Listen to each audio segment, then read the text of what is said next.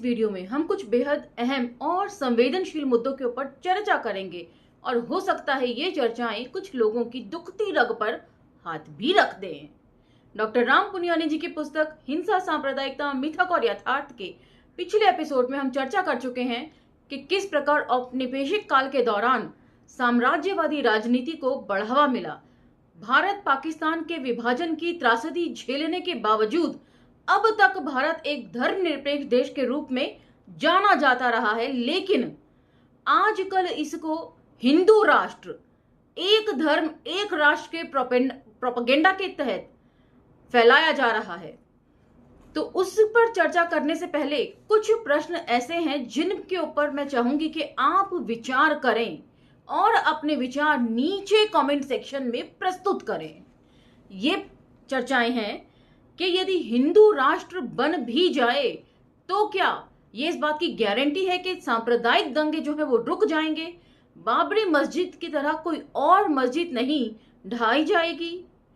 दलितों को हिंदू धर्म के अंदर ससम्मान लोग एक्सेप्ट कर लेंगे? उनकी स्त्रियों को अपमानित करना बंद कर देंगे?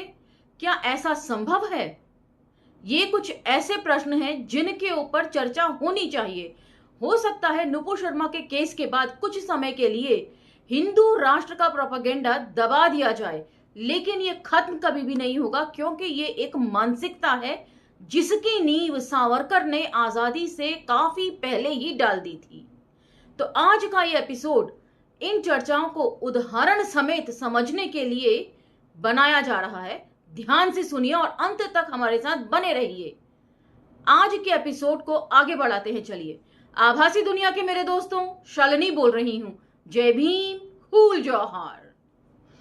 आज के एपिसोड का विषय है धर्म आधारित राष्ट्र बनाए जा सकते हैं?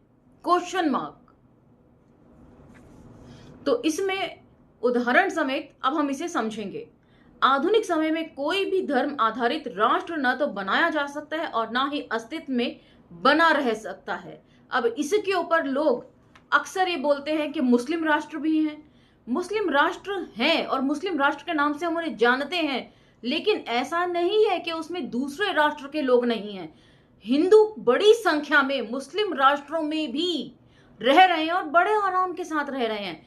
इससे आप समझ सकते हैं गुप्ता ब्रदर्स के केस से कि साउथ अफ्रीका से भागकर आखिर उन्होंने भी शरण जो है वो मुस्लिम देशों के अंदर ली।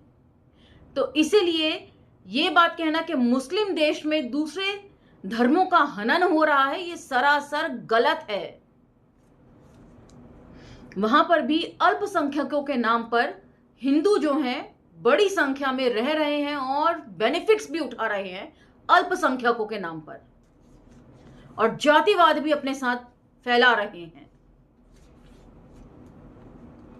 हम देख सकते हैं कि मुस्लिम देशों में भी आपस में युद्ध हुए हैं। ईरान इराक युद्ध जिसका ज्वलंत उदाहरण है। दोनों ही मुस्लिम राष्ट्र थे, फिर दोनों आपस में क्यों लड़े? क्योंकि धर्म से बड़ी राजनीति है और राजनीति को फैलाने के लिए, अपने व्यापारिक लाभों को फैलाने के लिए ये युद्ध हुआ। साथ ही पाकिस्तान का विभाजन ये दर्शाता है कि धर्म देश को एक नहीं रख सकता। लोकतांत्रिक सिद्धांतों पर आधारित नागरिकता ही वे बंधन है जो लंबे समय तक किसी देश को एक साथ बनाए रख सकती है।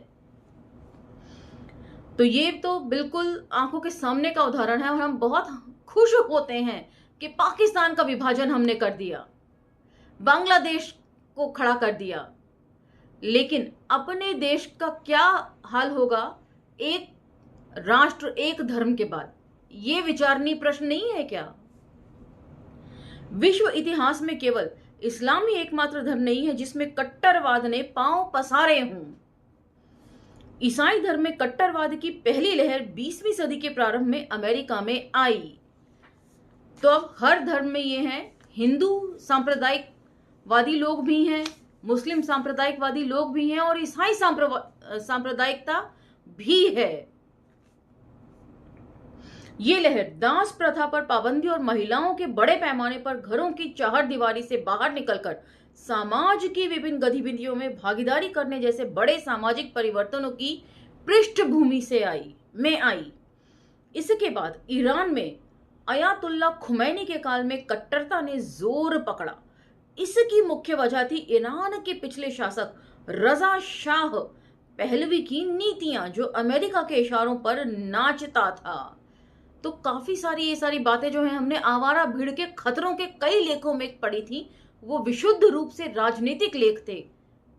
तो उन्हें भी आप स्क्रॉल डाउन करके प्लेलिस्ट में चेक कर सकते हैं। उसने देश के विकास की ओर ध्यान देने की बजाय पश्चिमी देशों का अंधानुकरण किया, जिससे जनता की तकलीफें बढ़ी और अंततः विद्रोह हुआ। क्योंकि जनता के असंतोष को आवाज देने के लिए और कोई मंच उपलब्ध नहीं था, इसलिए खुमैनी अपनी कट्टर नीतियां देश पर थोपने में सफल हुआ। तो थैंकफुली हमारे देश में सोशल मीडिया का बोलबाला बहुत ज्यादा है। जो लोग सरकार की दमनकारी नीतियों के चलते अपनी बात कहीं और नहीं रख सकते, उनके लिए सोशल मीडिया के प्लेटफॉर्म्स वरदान हैं।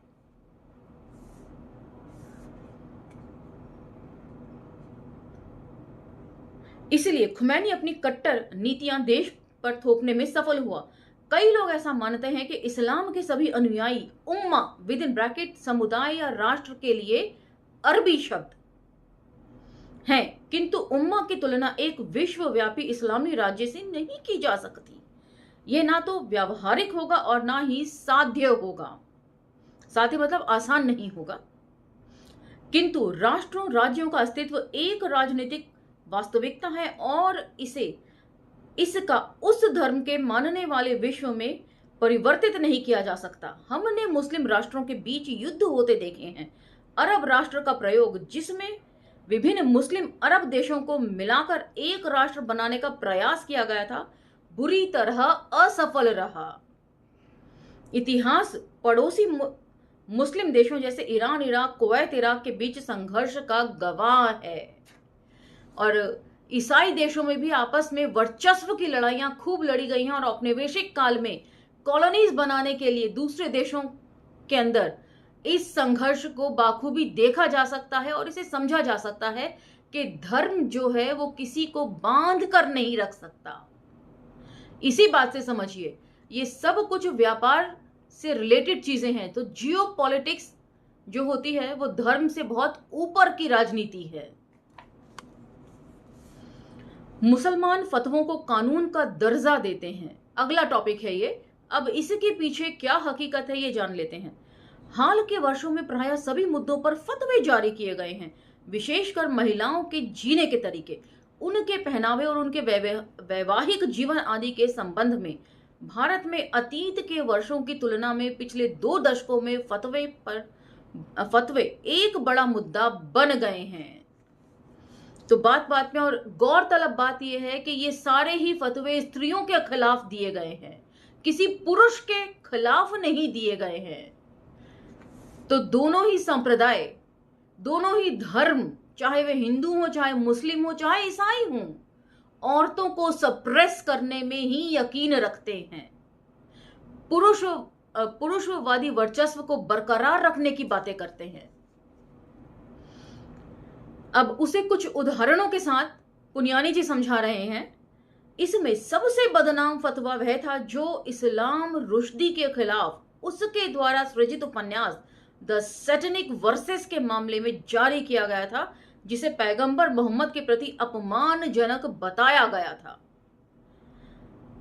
तो सलमान रुश्दी भी जो है वो मुस्लिम संप्रदाय से ही हैं, धर्म से ही हैं, लेकिन फिर भी उन्होंने कुछ सवालों को जरूर खड़ा किया होगा। ये उपन्यास मैंने पढ़ा नहीं है, लेकिन अनुमान ऐसा है कि उसमें उन्होंने जरूर कुछ सवालों को खड़ा किया होगा जो उनको कुरेदते होंगे।